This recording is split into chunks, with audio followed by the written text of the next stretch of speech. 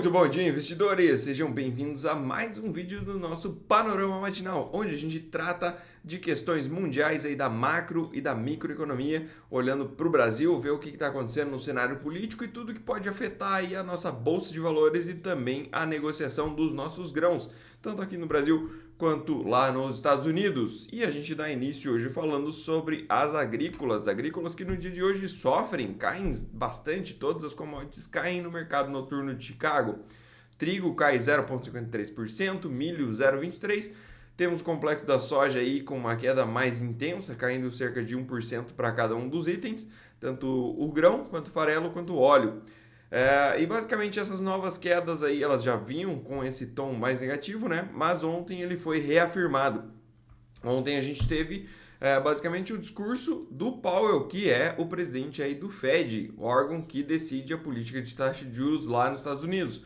Comentei com vocês que seria a parte mais importante aí da semana e de fato, né, ela que dá o tom aí para o mundo. E o Powell basicamente trouxe o seguinte no seu comunicado. A taxa ela se manteve, né, nos patamares esperados, assim como todo mundo já previa, né, no mercado. E eu comentei com vocês que o importante mesmo seria realmente o comunicado, que a gente tinha que ver o que ele ia falar.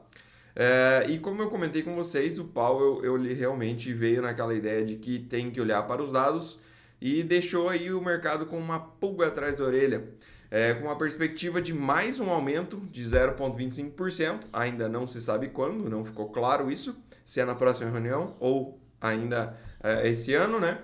Mas o ponto principal é que ele disse que as taxas elas devem ficar altas por mais tempo.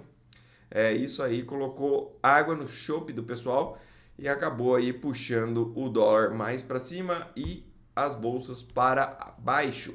Tá? Porque o custo do dinheiro ficando mais elevado, fica mais difícil de você desenvolver aí atividades empresariais que demandam de crédito mais barato, né? E também é um problema esse dólar mais alto porque ele acaba impactando principalmente quem? A China, tá? Por quê? Porque basicamente hoje está distorcido aí os títulos de 10 anos, né? Então os Estados Unidos ele paga praticamente aí 2% a mais do que a China. Isso faz com que os investidores de lá migrem da China e vão para os Estados Unidos. E lembrando que os bancos centrais, tanto dos Estados Unidos quanto da China, eles estão em movimentos bem contrários, né? Então, os Estados Unidos ele está com uma inflação mais alta, ele precisa aumentar a taxa de juros para segurar a inflação. Isso torna mais atrativo, traz mais dinheiro para dentro da casa.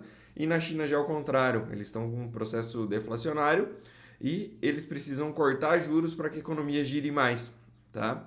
Então isso faz com que a diferença entre os spreads de taxa de juros deles se descolem muito e, consequentemente, saia dinheiro da China e vá para os Estados Unidos. Okay? E esse dólar mais caro também acaba impactando na parte de commodities. Tá? Então a China ela acaba perdendo o seu poder de compra, fica muito mais caro adquirir aí os produtos e ela acaba consumindo menos, conseguindo comprar menos do que ela vinha comprando. Então isso vai freando a questão industrial lá na China, tá? Então a gente vê aí um pessimismo para a parte das commodities, basicamente porque entende-se que a China aí deve vir a comprar menos, ok? E o principal motor da China é realmente a questão da indústria de construção, tá? E lá ainda não voltou a força motriz deles, né?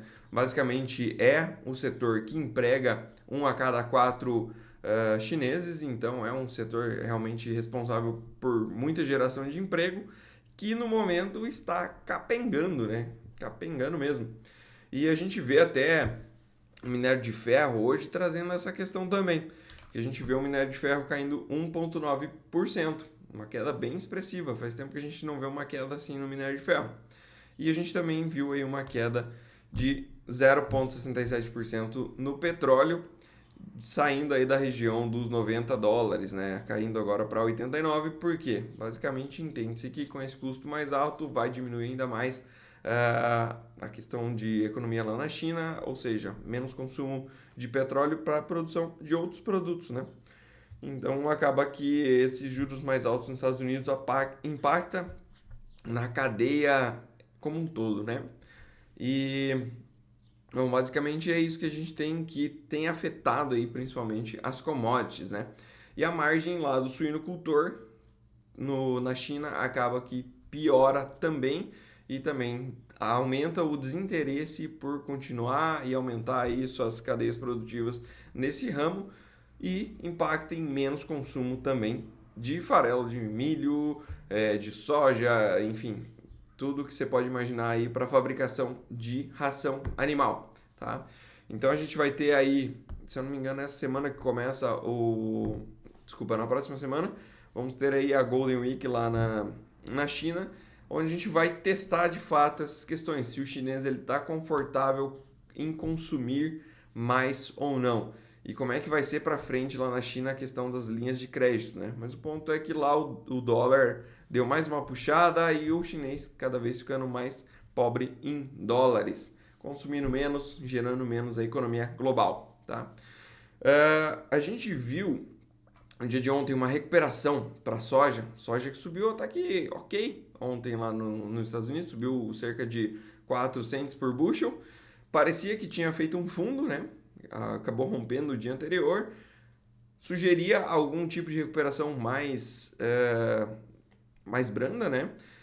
Porém, hoje a gente já vê com essas questões aí do Fed uma queda bem expressiva na soja, entregou tudo que subiu ontem e mais, né? Hoje ela vem caindo aí 13 cents por bushel, testando agora sim, de fato, a região dos 13 dólares. Podem ver que a mínima foi 13,04 aqui, né? Já sentiu um pouco, voltou levemente, mas a princípio tá com cara de que vem para romper isso aqui, tá? A gente tem que acompanhar, porque se acabar rompendo, pelo tanto de tempo que ele tá nessa congestão, lembrando que é desde maio que a soja está lateralizada, né? Ela pode vir a fazer um movimento mais agudo, mais intenso de queda e vir buscar aí a região dos 12 dólares e 50 por bushel, tá? Uma queda que seria bem expressiva e puxaria os preços aqui no Brasil também para baixo, talvez trazendo o preço da commodity para casa dos 130, 125 reais a saca. Claro que esse preço vai depender da região onde você está, né? A parte de óleo, a gente vê o óleo de soja na semana, olha só queda, pessoal. Queda. Intensificando aquele movimento de queda, já veio buscar os patamares que a gente tinha citado antes, e agora a próxima resistência ficaria aí na casa dos 58 e 30 dólares, tá? Óleo de palma também cai, refletindo também essa questão de um consumo menor aí no mundo, lembrando que um dólar mais alto por muito mais tempo acaba forçando a moeda, o dólar, contra praticamente todas as moedas do mundo, tá? Deixa ele mais caro. Por quê? Porque o dólar ele passa a ser mais atrativo, então todo mundo acaba que sai dos lugares onde está alocado e pensa em alocar nos Estados Unidos. Por quê? Basicamente porque lá é muito mais seguro, teoricamente, tá? Então, você tem um interesse de ir para os Estados Unidos com o seu dinheiro, acaba que o dólar se fortalece aí contra todas as outras moedas do mundo. Por quê? Porque ela sai do país onde você está com a reserva, tá? Lembrando que esse é um processo natural em todo mundo, então para investir num país você precisa converter o seu dinheiro de dólares para moeda local e na saída você precisa converter a moeda local para dólares para levar ele para fora. Então, basicamente assim funciona no mundo inteiro. E isso faz com que o dólar se aprecie. Então, com uma taxa de juros mais alta e mais elevada por mais tempo, isso passa uma perspectiva de que, rapaz, eu consigo um bom rendimento seguro lá fora em renda fixa, e eu acho que faz sentido eu sair do risco aqui, seja de bolsa, ou até sair de uma taxa de renda fixa, como aqui no Brasil. É uma taxa mais alta que os Estados Unidos, ainda assim, e às vezes até compensa fazer esse movimento por conta do risco, apesar de que renda fixa tem um risco mínimo, mas quando você pensa em largas escalas, ainda compensa fazer esse movimento ganhando um pouco menos, mas colocando um lugar num país mais seguro, mais estável, né? Como é que ficou a parte do milho? O milho também ontem tinha dado uma boa puxada, né? Subiu bem, fazendo um movimento de alta, a princípio sugerindo um teste lá na casa dos 4,88 dólares por bushel, e hoje vem caindo também, cai menos que a soja, mas está caindo aí, né? 0,52%, 2,5 cents por bushel. Trigo também, todas as commodities ontem elas deram esse olé, né? Fizeram um movimento altista aí, romperam as máximas do dia anterior, e hoje vem frustrando, né? Se a gente vê perdendo as mínimas de ontem, isso aqui pode gerar um movimento de stop e intensificar a queda desses papéis. Okay? Para a parte de bolsas, o que a gente tem? Então, ontem, após o comunicado, a gente viu que Estados Unidos pesou bem, tá? Eles vinham trabalhando no positivo e acabou que fechou bem negativo. A gente teve um S&P fechando com uma queda de quase 1%, 0,94%. A gente teve Nasdaq que caiu 1,53%, lembrando que uma taxa de juros mais alta e mais alta por mais tempo acaba impactando ainda mais as empresas de tecnologia, que são empresas que precisam e se usam muito, né, a questão do crédito barato. Por quê? Porque eles tomam muito crédito para alavancar aí as suas operações. Então, isso acaba impactando fortemente as empresas de tecnologia. E Dow Jones caiu apenas 0,22%. Aqui no Brasil, a gente teve uma alta interessante, de 0,72%, indo contra os Estados Unidos, né? Essa alta ela chegou a ser mais alta, porém aí no final do pregão, ali pelas 4 e pouco da tarde, ele começou um movimento de recuperação e caiu. Caiu um tanto, mas fechou ainda bem, né? 0,72% de alta. Ásia Pacífico fechou na madrugada aí com uma queda de 0,77 para Xangai, bolsa chinesa, né? Hang Seng caiu 1,45, segue naquela ideia de refletir Estados Unidos, né? Em Nasdaq, lembrando que Hang Seng considera mais a parte de ativos de tecnologia, então é natural que tenha uma queda maior do que Xangai. E vimos Japão aí também caindo 1,22%, Coreia do Sul caiu 1,75% e Austrália 1,37% na madrugada, refletindo essas questões aí de taxa de juros nos Estados Unidos e também o movimento que fez a bolsa lá, né? Então uma queda bem intensa. Para a Europa a gente teve Eurostoxx caindo também 1,5% até o momento, uma queda bem expressiva para a Europa. Também passando essa ideia aí dos Estados Unidos, né? Porque se lá pode aumentar mais uma vez e vai manter alto por mais tempo, pode ser que a Europa também não tenha encerrado o seu ciclo de alta de juros. Então, isso acaba impactando também a questão do custo do dinheiro lá na Europa, né? E a gente vê aí que todos eles caem mais de 1%, né? Com exceção do Reino Unido, que cai apenas 0,24% no momento. Destaque de queda hoje lá para a Europa fica para a Bolsa da Itália, que cai 1,68%. Na parte de futuros, temos aí uma continuação da perspectiva de queda nos Estados Unidos. Então, S&P, isso aqui também, tá, pessoal? Faz dias que a gente não vê um mercado futuro assim tão baixista, nem autista, né? Na verdade, lá nos Estados Unidos. Geralmente ele está muito próximo do 0 a 0, mais tímido, né? E hoje aí uma queda de 0,77% para o S&P 500 e uma queda de 1,01% para a Nasdaq. Para o dólar bem mais forte hoje contra as moedas de países desenvolvidos, subindo 0,5%. Isso aqui é bastante para o DXY, tá? E passa aí a sensação de que realmente para o dia de hoje, o que a gente pode esperar? Um dólar mais forte, tá? Então na abertura aqui no Brasil, o que a gente pode esperar? Um dólar abrindo em alta e uma bolsa aqui no Brasil abrindo em queda, tá? Até porque a gente fechou ainda contra o mundo, né? Subindo 0,72%, então teoricamente a gente tem uma gordura aí para cair mais, tá? Então a gente pode esperar na abertura realmente um dólar mais forte abrindo em alta e uma bolsa seguindo o cenário externo abrindo em queda. Para a parte de agenda, hoje nós temos às 9h30 da manhã pedidos de seguro-desemprego lá nos Estados Unidos. Isso aqui é um dado interessante para a gente acompanhar. Aqui, quanto pior, melhor. Então, quanto mais gente pedindo seguro-desemprego, melhor, tá? Porque são menos pessoas com verba para consumir, diminui a inflação no final das contas. Índice de atividade industrial, às 9h30 também da manhã, lá nos Estados Unidos. Vamos ter o relatório de empregos no Fed de Filadélfia, também interessante acompanhar. Na parte das 11 horas da manhã, a gente tem vendas de casas usadas e vendas de casas novas. Esse dado aqui também é interessante. Desculpa, só vendas de casas usadas para agosto, né?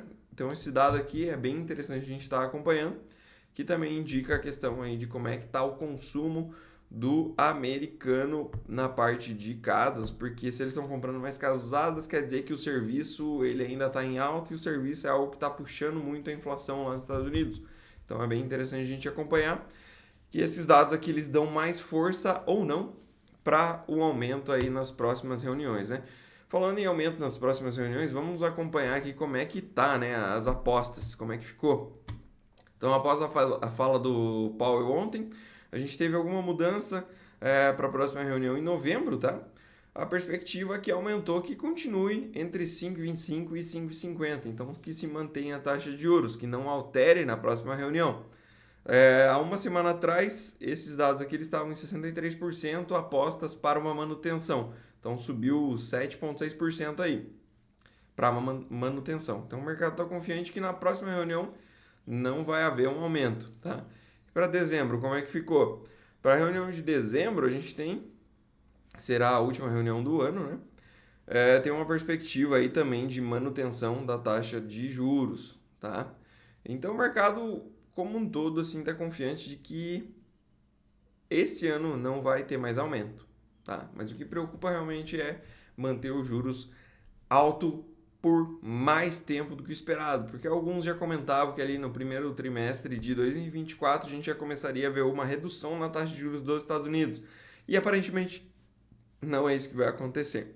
Tá? Então é interessante a gente ir acompanhando como é que tá essas apostas, como é que tá o sentimento do mercado aí para as taxas de juros americanas para as próximas reuniões. Lembrando que isso aqui ele tende a ficar mais estável conforme não vai saindo dados. Assim que saírem novos dados, isso aqui tende a mexer um pouco, tá? Trouxe aqui também para vocês a questão do preço de paridade de importação. Ele deu uma diminuída agora com essa queda recente do petróleo, né? Petróleo, lembrando, ele chegou lá pertíssimo dos $92 por barril, né? E agora a gente vê uma queda. Então, isso aqui está mostrando também uma queda no preço de paridade de importação. Chegou a abrir um spread maior, né? A gente viu aí o diesel com 16% de defasagem e agora já está com 13% olhando os principais polos, né? Então, diminuiu 3% aí. E na parte da gasolina também diminuiu, chegou a bater 11%, diminuiu para 7% agora a diferença. Então, uma queda aí de 4%. Interessante. Isso aqui dá um fôlego para Petrobras. Tá? Mas de qualquer forma, hoje o dia tende a ser mais positivo para o dólar e mais negativo para a bolsa. A todos, um grande abraço. Não esqueçam de ver o nosso vídeo de ontem. Participação especial aí do Camilo. Um gigante no mercado, tá há muito tempo aí, tem muito a nos ensinar. Falando um pouquinho mais sobre o prêmio, como é que funciona e o que é o prêmio, né? É interessante? Confiram lá, principalmente aí se você é produtor, para você entender como é que é a dinâmica, como é que é a formação do preço do seu grão. Muito importante para você tomar algumas decisões mais acertadas lá no futuro, beleza? A todos um grande abraço!